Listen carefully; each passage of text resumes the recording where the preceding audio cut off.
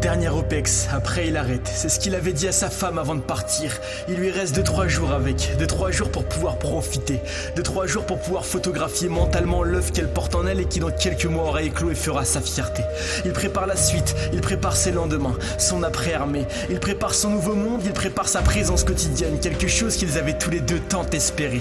Une fois les au revoir terminés, avec en guise d'à bientôt à sa femme, un tendre et douloureux baiser. Une fois les affaires rassemblées, une fois le pactage complet, il s'en alla et décolla en direction de sa nouvelle maison pour les 6 prochains mois. Un théâtre d'opération contenant de nombreuses difficultés, de trop de problèmes à la fois. Sur le terrain, il est positionné, prêt à faire feu. Il le sait que le risque zéro n'existe pas, qu'à tout moment des insurgés peuvent débarquer, qu'à tout moment une balle pourrait l'impacter.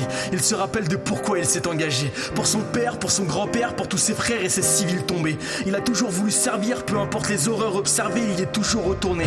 Y retourner pour qui? Pourquoi? Pour nous, pour notre vie et notre tranquillité. Il ne lui reste plus que quelques semaines avant la fin de son contrat, avant de tout arrêter. Quelques semaines avant de pouvoir rejoindre celle à qui il pense tout le temps, toujours, sans arrêt. Quelques semaines avant de pouvoir rejoindre ses amours qui dans son cœur maintiennent un espoir malgré la cruauté côtoyée. Mais malheureusement, lors d'une reconnaissance de terrain, des coups de feu ont été échangés.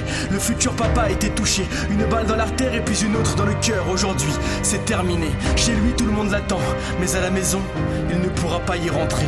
Il laisse derrière lui une femme déchirée et un futur enfant qu'il ne connaîtra jamais.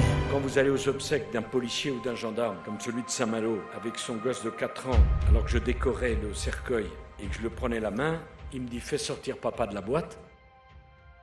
Ça, je l'oublierai jamais.